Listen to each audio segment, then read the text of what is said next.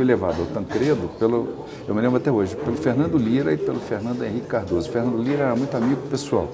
O Fernando Henrique Cardoso, como senador em Brasília, eu tinha me aproximado muito dele. E aí entramos na sala do Tancredo, os três, eu fui mais adiante, me enfileirei em frente da mesa, e o Tancredo arrumando papéis. Aí o Fernando Lira falou assim, doutor Tancredo, nós estamos trazendo o Carlos Marques, que a gente indicou para trabalhar com o senhor, hein? Aí ele disse assim, não precisa me apresentar, eu já conheço o Marques do Congresso. Claro, conhecia, cobria Congresso.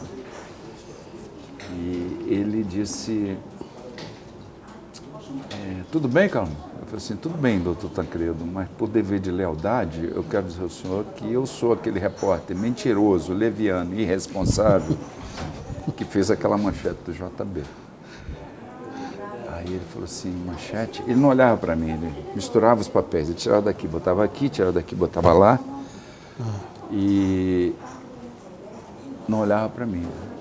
Aí eu falei, que manchete? Que JB?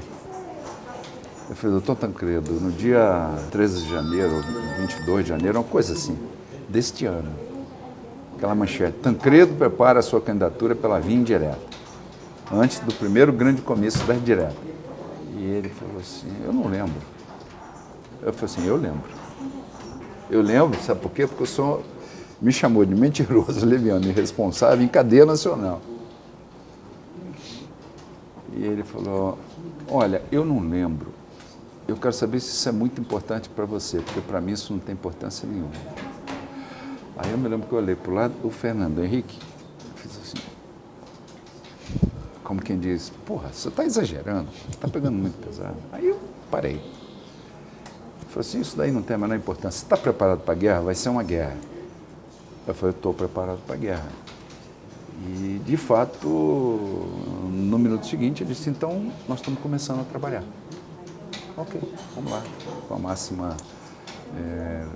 precisava coragem naquele tempo, né? As pessoas não se davam conta do que podia acontecer com você. Eu ia para um comitê que tinha 3 salas.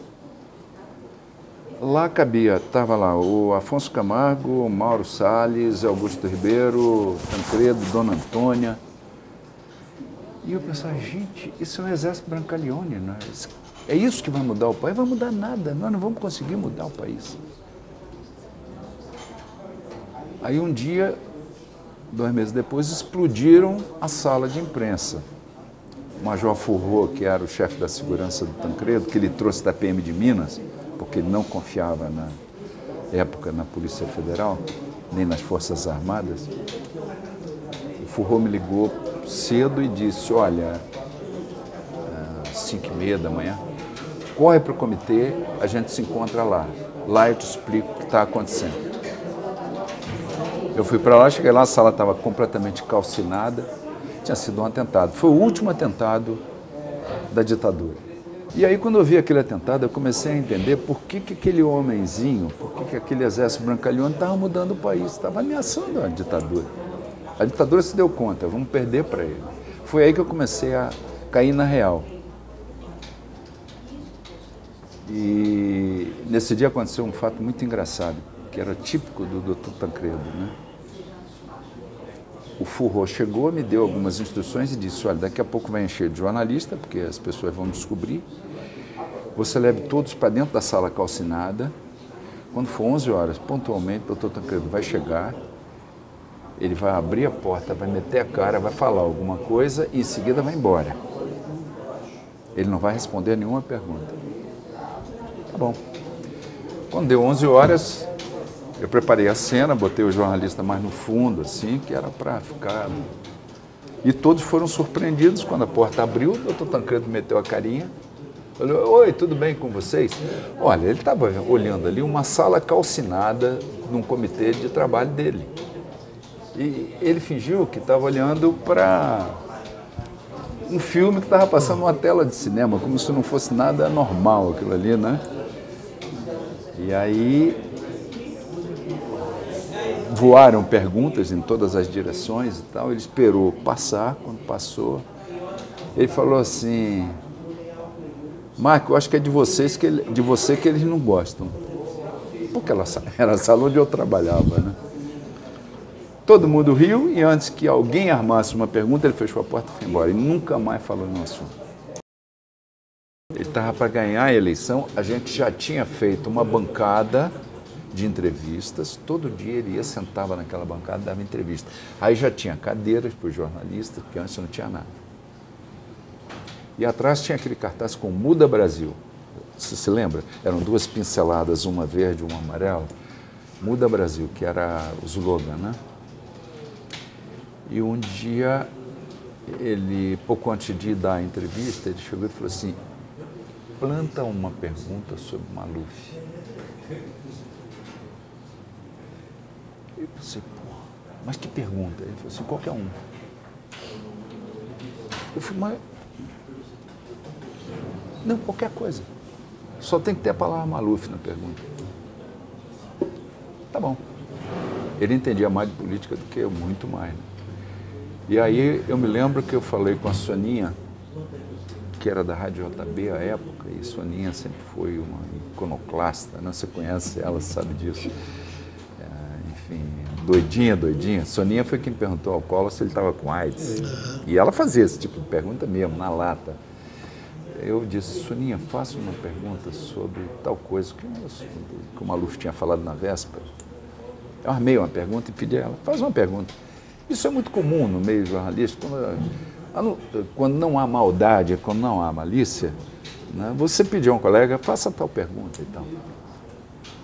E aí a Soninha fez. Me lembro até hoje, ele falou, doutor Tancredo, o doutor Paulo Maluf falou ontem tal coisa assim, assado. Tancredo disse assim, quem? A Soninha repetiu, Paulo Maluf. Falei, quem? Aí eu pensei cá comigo, eu falei, não acredito que ele está fazendo um negócio desse. Que coisa mais superada, mais velha, né? Que bobagem. Aí a Soninha insistiu a terceira vez e ele falou assim, ignora o senhor. No dia seguinte, a manchete de todos os jornais era isso. Aí eu aprendi a fazer política. Aprendi mais um pouquinho, falei assim, ele estava certo, eu é que estava errado. Tinha a orientação de não falar absolutamente nada no telefone. As conversas principais a gente nunca tinha lá dentro. A gente descia na calçada, na época se fumava muito. Eu, por exemplo, ainda fumava. E a gente descia à guisa a pretexto de tomar um cafezinho e aí falava lá embaixo. Ou então falava no ouvido. Hoje você vê muito em esportes, né? Em vôlei, em futebol, até o sujeito bota a mão na boca, ou quando vai bater uma falta no futebol, bota a mão na boca para não fazer leitura labial. E naquela época eu me lembro que tinha muito esse costume de fazer assim. Eu me lembro um dia, foi quando o exército Brancaleone venceu a guerra.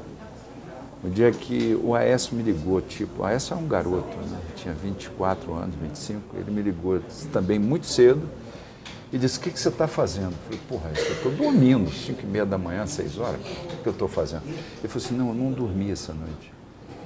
O que tu vai fazer agora? Eu falei, não, agora eu vou pensar na vida, o que você quer que eu faça? Ele falou assim, não, vai para o comitê, que eu vou te falar um negócio. Tá bom. Eu percebi que era uma coisa importante. Cheguei no comitê, aí a gente desceu para tomar um café, não falou lá dentro. Ele falou assim, eu tenho que falar um negócio para você, porque meu avô disse para não falar para ninguém, mas eu só posso falar para você se você me jurar pelo seu pai e sua mãe que você não vai contar isso para ninguém nos próximos 4 meses. E aí ele me contou o seguinte, naquela madrugada, Tancredo tinha fechado com um sujeito chamado Antônio Carlos Magalhães. A gente sabia o que significava fechar com Antônio Carlos. Tancredo já tinha, naquela época, uma parcela ponderável do PDS, de toda a dissidência formada, mas ainda não tinha maioria. E o Antônio Carlos, propositadamente, ficou para trás, atrasou a negociação com ele, exatamente para ser o definidor. E ele foi o definidor. Eu me lembro até hoje, cara, nunca vou esquecer, aquele Aécio bem garoto ainda, bem imaturo ainda, né, inexperiente. Ele chegou para mim, olhou nos olhos assim, pertinho, a gente com a xícara de café na mão, e falou assim, ganhamos. E o olho dele estava cheio de lágrimas.